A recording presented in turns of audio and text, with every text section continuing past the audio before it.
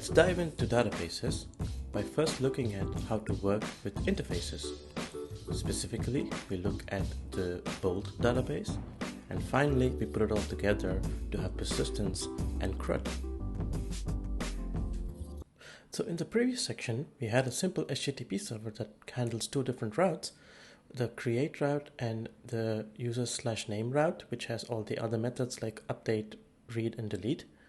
And we had a simple HTTP server that served an index page, and we had functions for handling all the CRUD methods.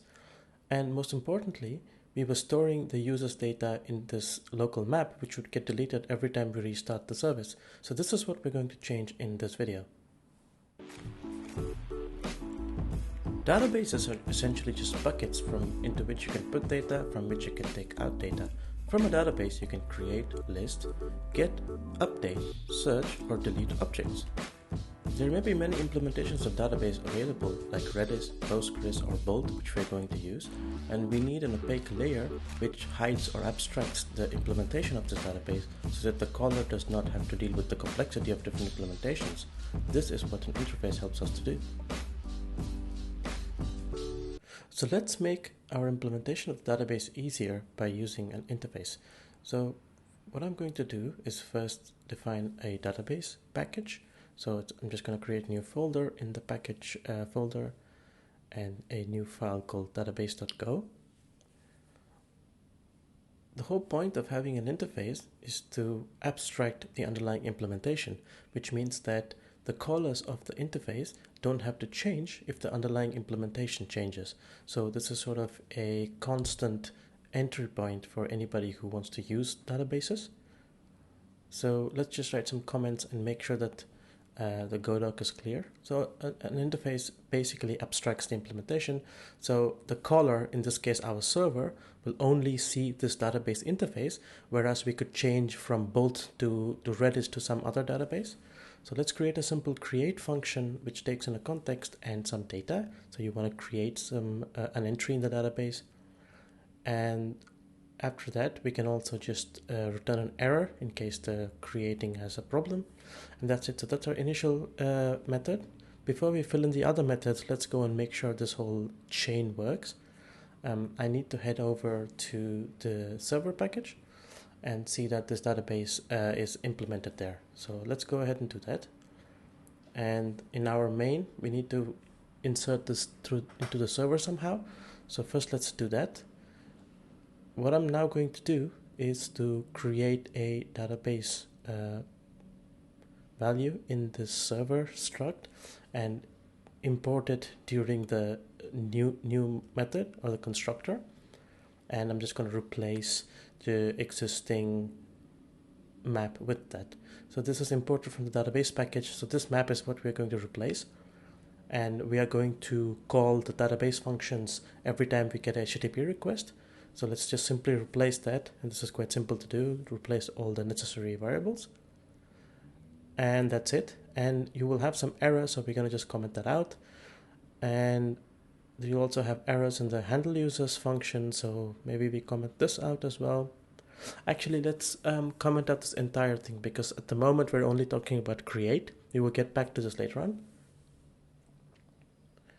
And that's about it, I think. We have the necessary stuff here, and so we will call the methods of the database once we have the implementation ready, instead of writing stuff or reading stuff from a map. And let's write a small note to ourselves to see what to do here. So we need to replace the local implementation, which I have commented out, with the database. So we need to call functions of this database interface when we have the implementation done, which we will get to pretty soon. And we just have to fix a few things here. And so we need to do the handle. Oh yeah, so the handle users function is missing. So let's not comment out the function body also. Let's just keep the skeleton of the function as it is to satisfy the HTTP server method or interface rather. And I'm getting a warning because of double comments. Let's fix all of that. And now we need to implement something in the database interface and then use that here in the server type. So now let's head over to the Golang package repository, package.go.dev, and look for bbolt. bbolt is the package that you would import for the Bolt database in Go. So bbolt is an embedded key value store. So let's go to its GitHub page where you can find some information about the project itself if you want to contribute or work on this separately. So it's an embedded key value database, which means that the embedded part means that the database is implemented as part of your implementation. You don't have to have an external server that you have to talk to. It's embedded in your code. It's key value, which means that you have a key and value pair, and that's the data that's stored in the database. And this is what we're going to use for our little implementation. So you can go through the Go doc and see if there are nice functions that you may want to use. So now let's see how we can satisfy this interface that we are expecting in the new method. I'm going to just implement a Bolt package and a Bolt file. This would be our Bolt implementation, which satisfies the database interface. And I'm just going to go ahead and fill in some boilerplate, like creating a structure with Bolt, which will contain some information about the database and also the corresponding Go doc. And this variable or the structure will contain the necessary information about the Bolt database. And now we can create a constructor for this Bolt structure and let it return the Bolt structure with some information inside it. At the moment there are no fields, but we just at this point we're just filling in the skeleton of what's necessary for this to compile and run, and we will slowly start filling in the implementation as we go along. So let's just return this empty value, it does nothing right here, and we will also just write some Godoc also. And this is simply a Bolt implementation. At the moment it doesn't do any of it, but it's a nice idea to just fill in the skeleton and make sure this runs. So this Bolt implementation actually should satisfy the database interface, which means that at the moment it should also implement the create function, which is the only function in the database at the moment. So let's do that. Let's copy paste this create function method directly as it is and implement it and just set some nil values here. So it's just a dummy implementation for now, and we will fill things as we go along and also write a generic comment. In general, my idea is that I always, for database, for implementations of interface, I just write a generic comment as it implements the interface, and the actual logic of the description of what the interface does, I put it in the interface description. So now we can actually use this Bolt thing right here. And as you can see, there seems to be an error, and let's get to that. So I think the first thing that you need to enter is the context. So I'm just going to make a copy of the background context, and that is satisfied. And now I'm going to input that in the server's constructor. There seems to be a small issue. This is quite a common thing where when you use interfaces, you're supposed to directly use the interface and not a pointer to the interface. So we're making a small mistake here in the previous section when we defined this interface. So let's head over there and see if we can fix this. So the issue right here is that this database needs to be just a simple method or a type and not a pointer to the type. So let's fix that right here. And now it says that it does not satisfy the interface. We just did that, so what could be wrong? As you can see, this method is not on the Bolt type. So let's do that right here. We're just going to use the method and use the receiver, and now that should work. All right, that looks pretty good. And at the moment, we don't really do anything. We're just making the code compilable at the moment, so this all just works. And I will also do one tiny additional thing where I'm going to just print the value that I'm receiving in this function. And for now, that should work. We can compile it and run it and see what goes on. And that should be sufficient. And in my server implementation, now I can replace this with the database implementation right now. So now let's see how we can replace this implementation first. So we're going to write a bunch of comments here and see what we can do about it. So what you have to do now is to use the database create method to create this user. And if you remember that the database interface requires a byte, so we can just do some JSON marshalling of the user that we receive on the request. And so we can just marshal it to JSON, which will give us a byte stream, which we can then write to our database. And what we can do is also, what we need to do rather, is also that we need to handle the error in case there's an issue with marshalling. I don't really expect an error in this case, but it's always a good thing to do in any case. And in this case, if there was an error in the marshalling, it's most likely some internal error that we don't know about. So let's take care of that here and also fix the log lines to see that we see the correct log when something goes wrong. And now we can actually use this marshaled byte stream to write to the database. And of course, the first element has to be the context, which we don't have anywhere here. So we can input that from the server. So let's take the context as the first argument when we create a server already. So we can use this context in other things. And what we can do now is just to write this value here, and that should be fine. And if there's an error in creating, we just return that error to the user. And at the moment, we are not sure what errors are going to be. We need to do some validation of the inputs, but for now let's just return a dummy error and see what happens. And I'm just going to use the same error as above, and I'm also going to add a note to myself to make sure that we use the correct error method at some point, because at the moment there is no validation, so the user could just send us a random input and that could be problematic. And we are just going to also fix the log lines here, and we are going to make sure that if something fails writing to the database, it could only be due to database corruption and not to bad user input. We will get to that in a moment. And this should compile right now and should work pretty well. So the data that you write on the HTTP request should be available and printed through the database Bolt implementation. And yeah, I'm just going to write a note here for myself to use proper errors next time, and we will get to that pretty soon.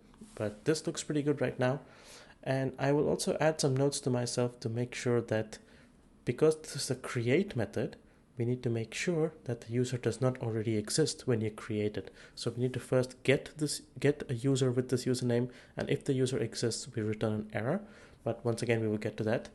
At the moment, I'm just making sure the skeleton of the code works.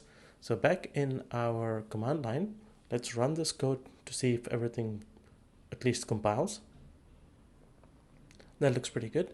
And now we need to send a basic create request. And I'm going to use curl for this. And the method is post. I think you may remember some of this from the previous video, but we're just going to do the same thing again. The content type has to be application JSON because the inputs are all in JSON. And I'm going to send a request to localhost 8080, and the path would be users/create. And now we enter some data using the -d flag. So data would just be a JSON request, which is the user data, so the name. Make sure that all the keys are strings using the double quotes, and the email once again. So I'm just going to fill in some random values just for the sake of the example. And the age finally, which is an integer value, so the int value should be without quotes. And when I run this, something gets printed, but it gets printed in bytes. Because as you remember, the value that's printed is a JSON marshaled byte stream. So we can quickly fix this for the moment by using just a wrap it as a string. And if I run that again, I should be able to just print whatever I send on the request. Excellent. So that means the skeleton of our code works pretty well. Now let's go ahead and see how we can actually implement the database.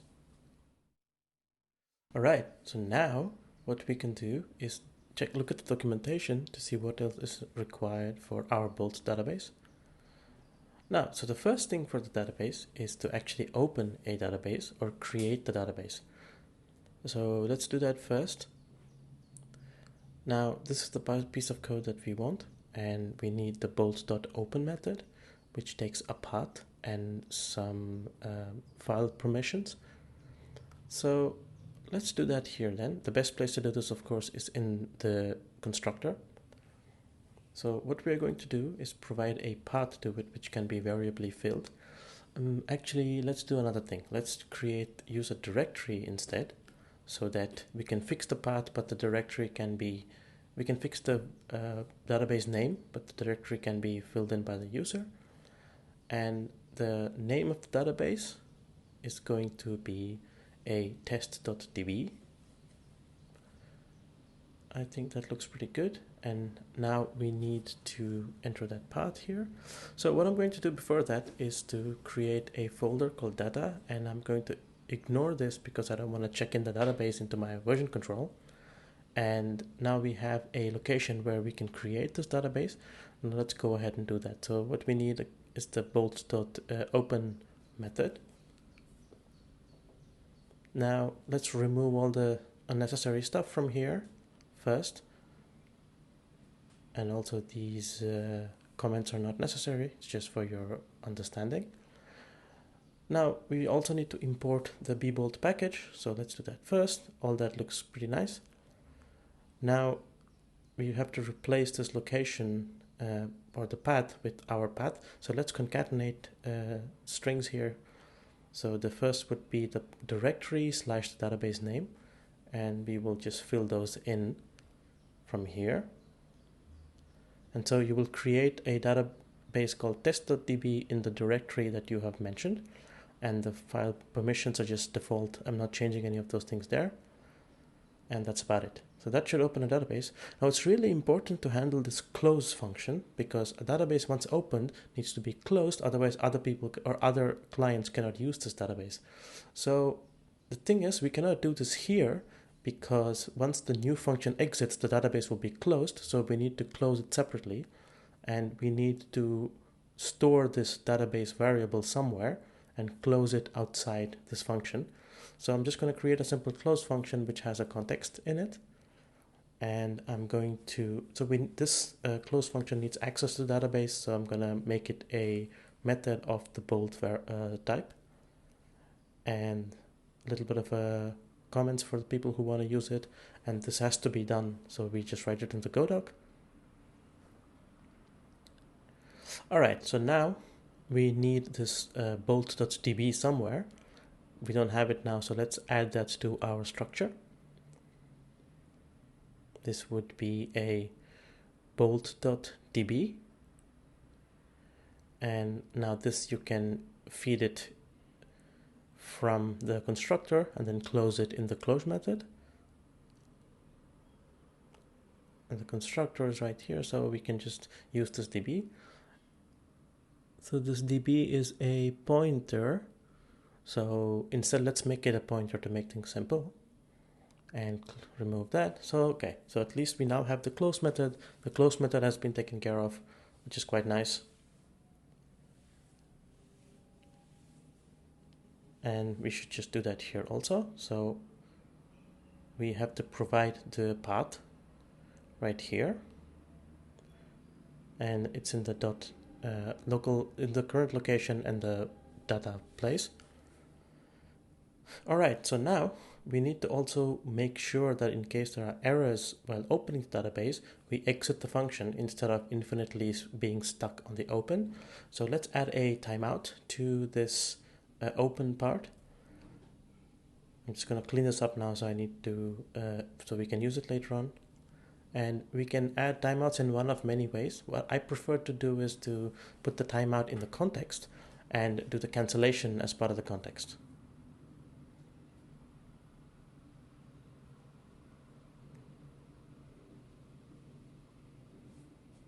And for the cancellation, I'm just going to use 30 seconds. So if it takes more than 30 seconds to cancel the database, to create the database, then you need to cancel it. And you can do the cancellation using the cancel function that comes out of the with timeout method. And you just defer this cancel function when you need to use it. Voila. And that should take care of the timeouts for opening the database. And let's also expose this error so that we don't just log it there, and let's log all the errors in one place. And so we are going to just return the error that we received while opening the database, and we just make a few changes to make this compatible with the return values, and that should be an error. And let's print that here. So when there's an error returned from the constructor of the Bolt implementation, we just return that error and log some nice string saying what the problem is. In this case, it could be that we could not start this database, so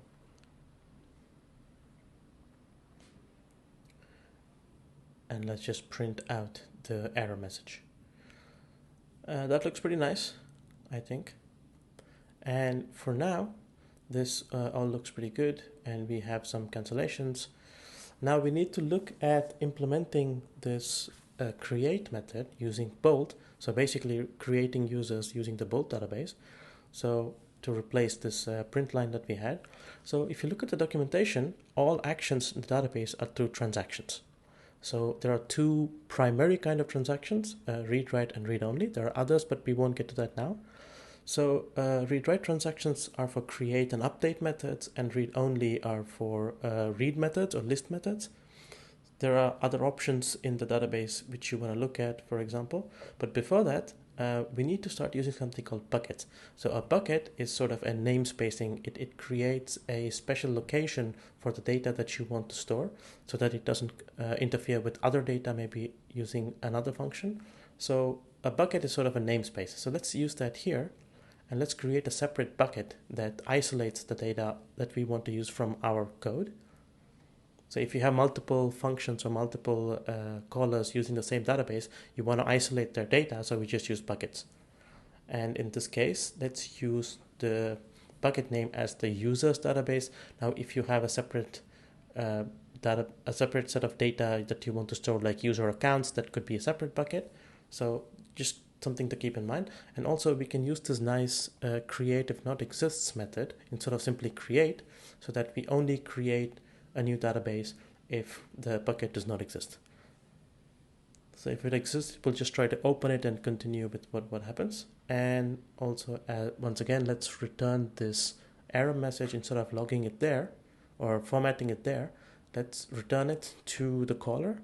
And now the error message that comes out of the update transaction, we are going to export it to the caller, which would be our main.go. And this error variable already exists, so I don't need to create it. Let's remove that.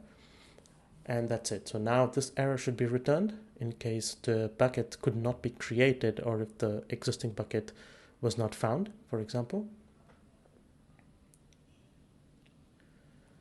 And yeah, that takes care of creating bucket. So now we will use this bucket, we will reference this bucket in all of our create, read, update transactions, and we can write and read elements from the database. So now let's do the create implementation. And for that, I'm going to look at the official documentation to see how this can be done.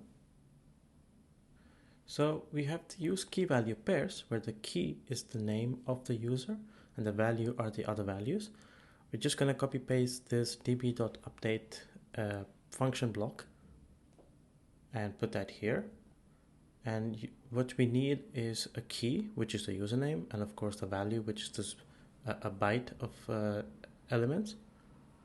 So before that, let's update our interface to use the user type instead of a raw byte value.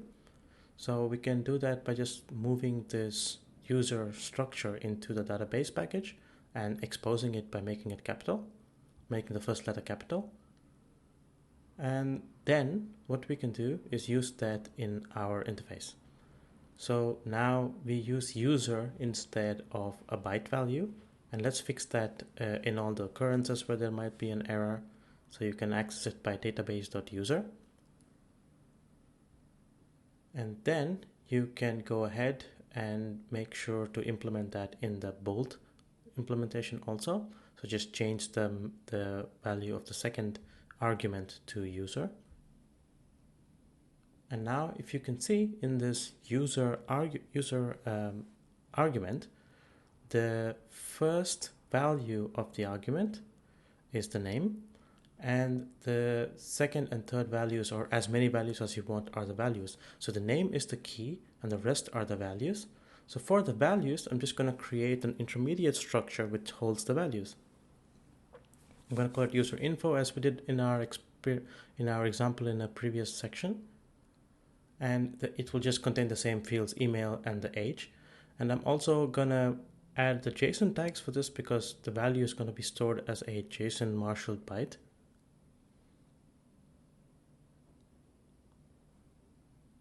And finally, I'm just going to use that right here. So the first thing I'm going to do is create a user info variable, which just copies all the values from the user input value. So we're going to copy the email and the age in this case from the input. And we're going to marshal it to JSON using, of course, the standard JSON.marshal function.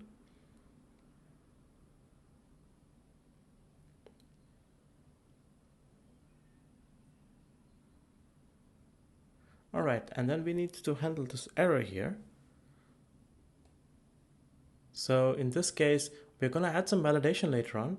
So an error here would be a weird error. So we're just going to return the error for now. And then we are going to use the correct database and replace the bucket name to the bucket name const value. And now the key to put would be the user.name. And the value is this marshal JSON.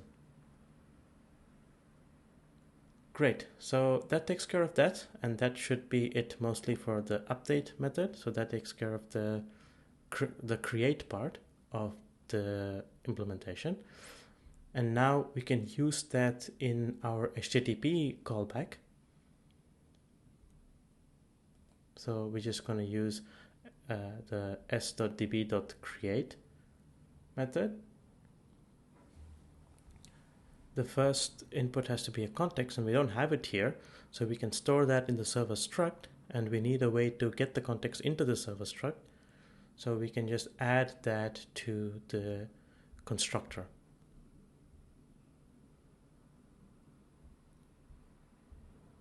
And then just copy paste that into the server structure. And now you have access to it in the create method. And the second argument is the user. And this will return an error which we need to handle. As I said before, we're going to add some validation here. So this error, if any, is going to be a database error which the user can't do much about. So we will have to return the HTTP 500 internal server error message. And I'm going to do a little bit of a cleanup of these comments.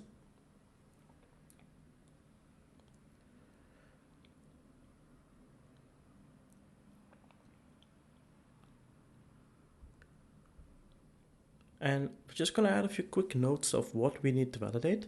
The first thing is that we should make sure that the username is not empty, because you can't create a user without a name, because that's the key used in the database. And the second thing is that the user must not already exist. So we need to check if something exists before we create it. Let's do the first of the validation right now. I'm going to check if the name is empty. If it is, I'm just going to return an error saying it's a bad request. And I'm also going to print the fact that the client sent an empty username. There's no error message to be stored here, so I'm going to skip all of that. And just simply print empty username so that we know what went wrong. And that's pretty much it for the create method. I think that looks pretty good, and this should be able to create something in the database. Now, before I go ahead and test this, let me first fix the call to the new, which is you just need to add the context here.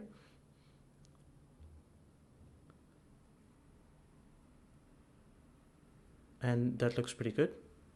So all the implementation looks pretty nice. So I'm just going to add the skeleton of the get method, which you're going to implement next, just to have it here ready to go. So the get method will use the name. So you send a name, it will get the user based on that name if that exists. So the return value would be a user, and the input would be the name of the user that you want to get. Now let's go ahead and implement the dummy function here so that we just get some value out and the interface is satisfied. And as usual, just put your Godoc stuff and fix the references.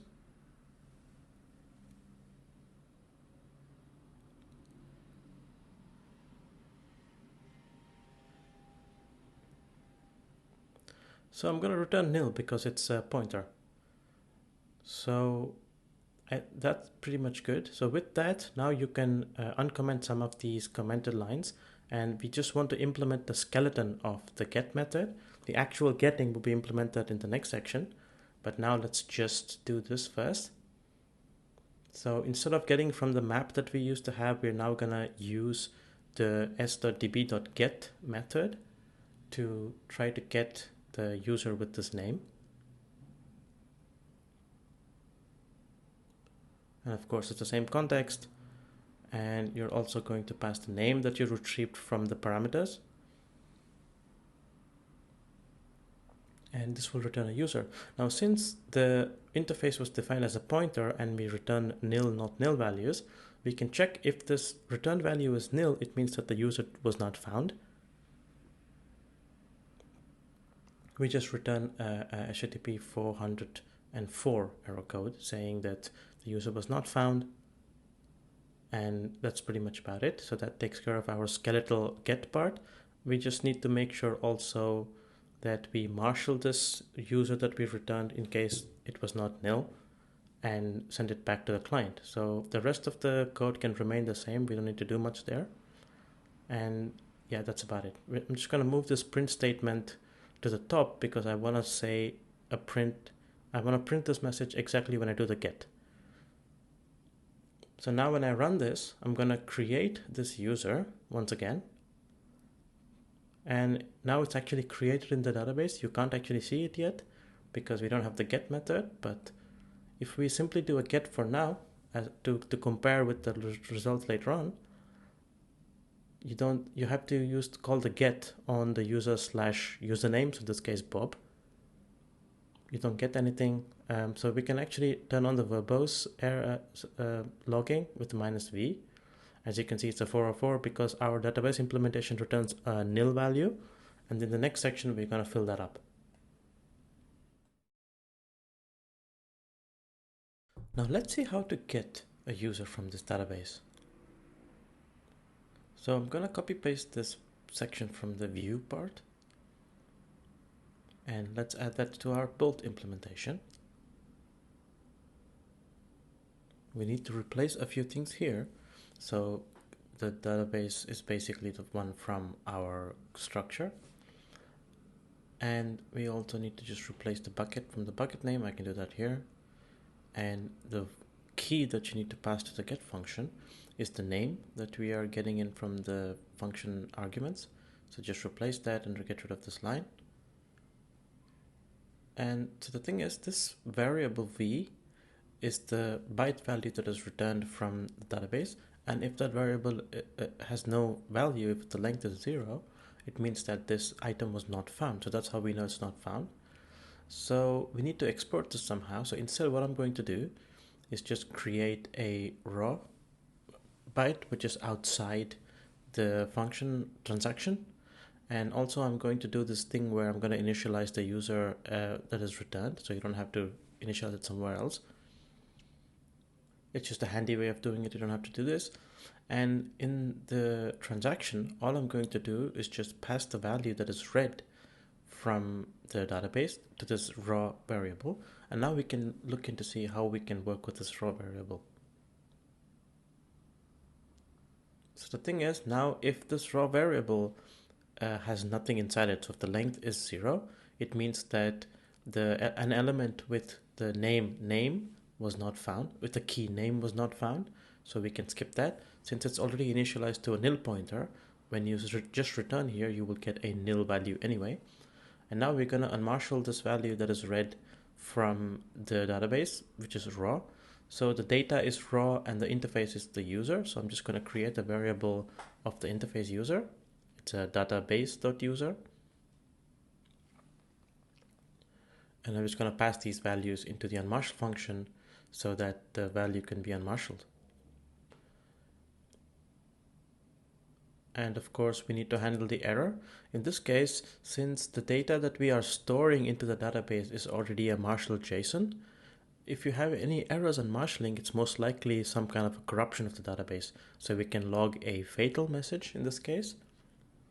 because there should not be any errors here to unmarshal, because we are just unmarshalling a value that we had properly marshaled in the create or the update methods.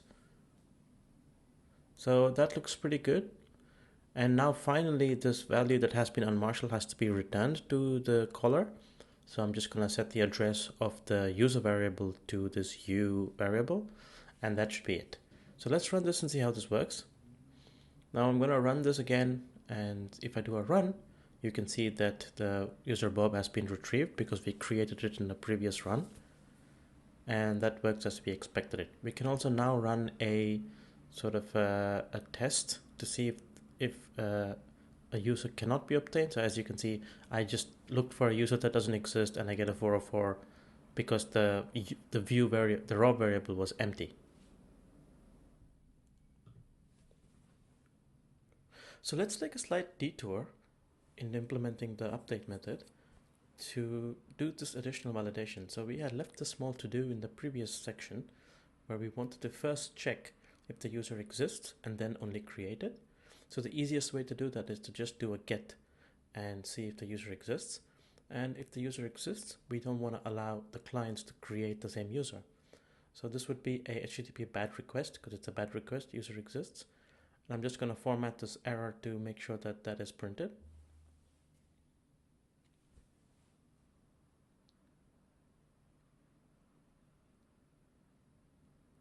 And we're just going to print the name of the user that the client tried to create wrongly.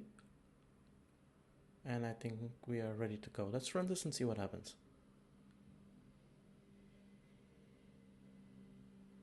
There's a small issue here. I had done some additional stuff of implementation for the next section, but we can skip that now. And now if you try to get this user exists, and we're going to copy the creation command from the above. And as you can see, the user already exists. And if you use the -v option, you can see the error code, which is a bad request. This is what we expect. There's one additional thing I wanted to do here, which is to print this error directly to the user, which I think is quite nice for the user to have. So instead of just printing it on the server, let's return this error to the user. So we can, instead of a log printf, we can do a write on the response body, and we're just going to simply return an unformatted string where we just say this is an error. Now, because it's string, you need to format it, so we will use the printf function of the format package to simply format this function. And we just write the input, and so we're just going to return this to the user. Let's run it and see. There you go. You get that user already exists. There's one small thing, which is that with HTTP response writing, the write header function should always be called before the write function, because the write function is the last thing that you do in the response body.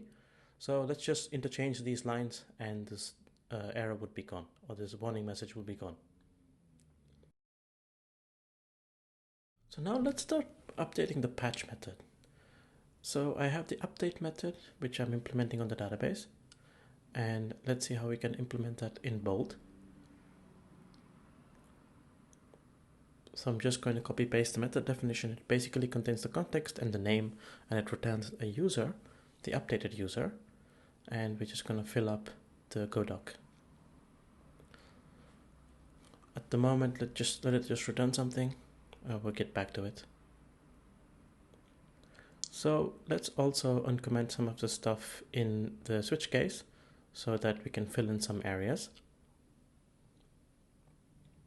The user now is a database.user because it's in the database package, so we can update that. And a lot of this validation is actually the same as for the create method, so we can just copy paste that part. So before that, let's go ahead and implement this in our Bolt implementation. So the first thing we need to do is to get the user that exists right now and the values of the user, and then we need to update it.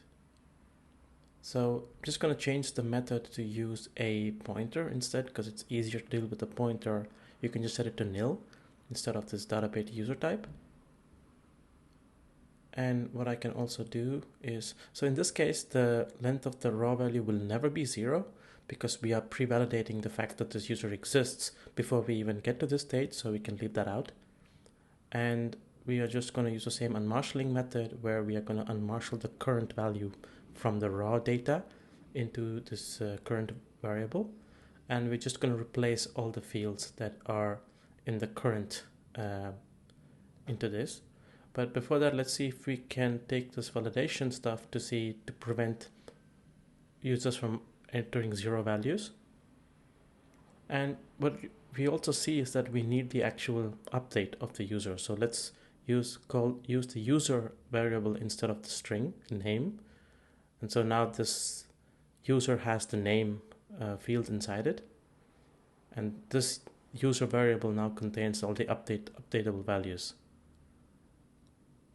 And I can do that here, but I'm going to leave this as it is because I don't really want this validation. You can add it if you want. So I'm just going to leave it out for the sake of simplicity. And now we have to update this current user with all the values from the request, so which is in the user variable, the age, email, etc. And if you have more fields in your implementation, make sure to just update all of those values here. You can also use a function of deep copy to copy the values. I'm not doing that right now. And then we just return, that's the return value. So now we haven't actually updated the database. We're going to do that now. And we're going to use the update method and create a transaction. And inside that transaction, we are going to put this current value there because current is what we have updated. And let's also just quickly handle the error. So we have to once again marshal it to JSON because our database stores a JSON marshaled byte stream. And just handle the error quickly. In this case, you can actually panic because the JSON marshalling should not fail in this case. So let's just panic at this case and print the error. Panic does not support the string formatting, so let's do that using this printf function. And now I think we're ready to go. So all we need to do is just do a recap. We are just getting the raw value up, unmarshalling it, and filling in the values from the user. And we're just writing it back, marshalling it as a JSON. So this should be sufficient for the update method. And let's make a few small changes in the switch case so that we use this new update method. Remove all the local stuff and just call the update on the database. And of course the input would be this user, or you in my case, and the context would be the server context. And this will return an error and the updated user.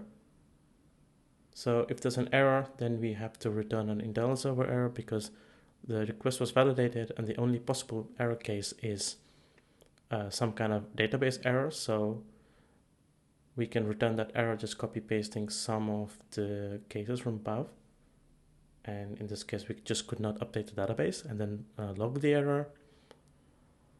And finally, we're just going to copy paste this unmarshalling part so that we return the unmarshaled JSON to the caller.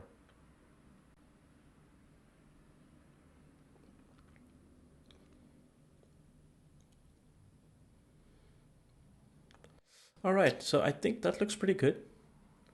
We are ready. Let's run this and see what happens. So stop it and running it again. Now I'm going to first check if this user exists because we've created the user, so I'm just going to check once again if it exists. And we see that the user exists.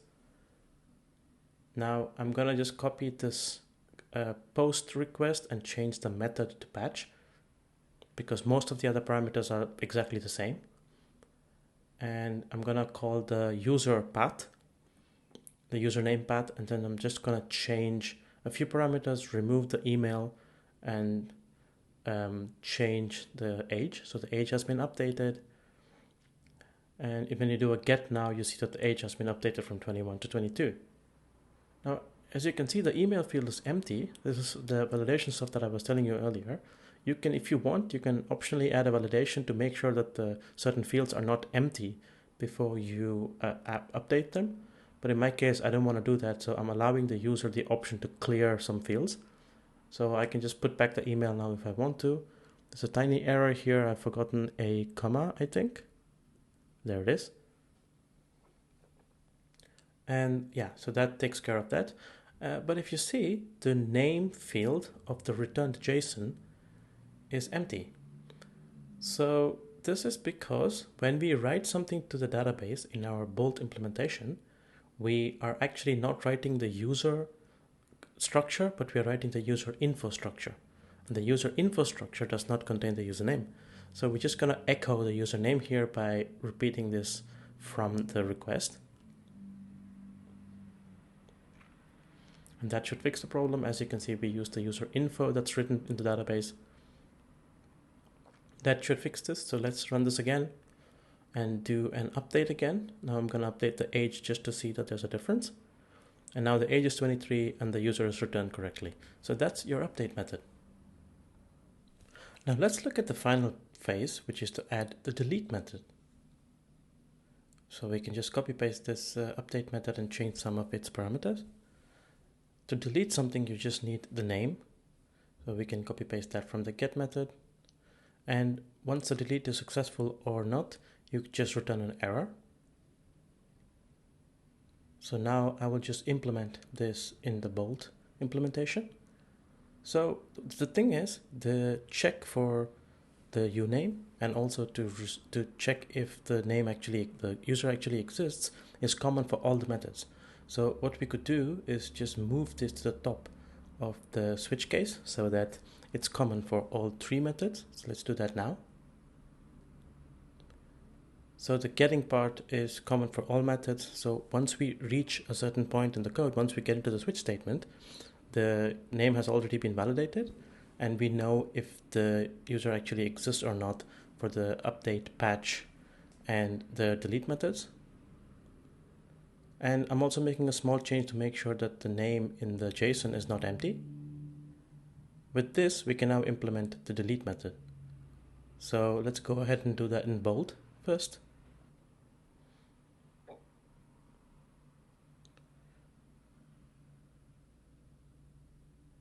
I'm going to just copy paste the method types as the previous ones and add the receiver. So now, after I add the GoDoc, I'm just going to return nothing for a moment. So the thing is, we can just reuse this update block and return this because it just returns an error. So you can just use the same thing. And so instead of the put method of the bucket, we use the delete method, and all you have to do is pass the name. Of course, the name has to be passed as a byte. So let's do that.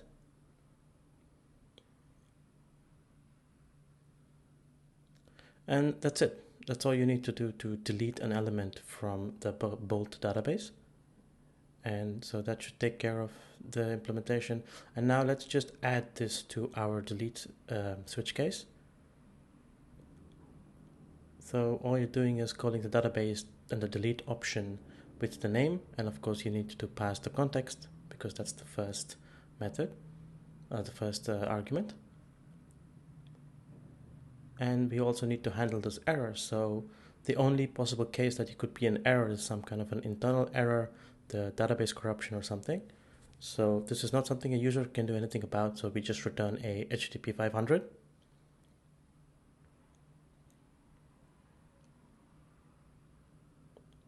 I think that looks pretty good. So we can actually go ahead and run this and see what happens.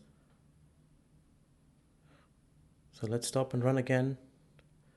I'm gonna first read this user Bob, and you can see we received some information, and we deleted using the X delete option, and successfully the user has been deleted because you get a 200, and now if you read again you get a 404.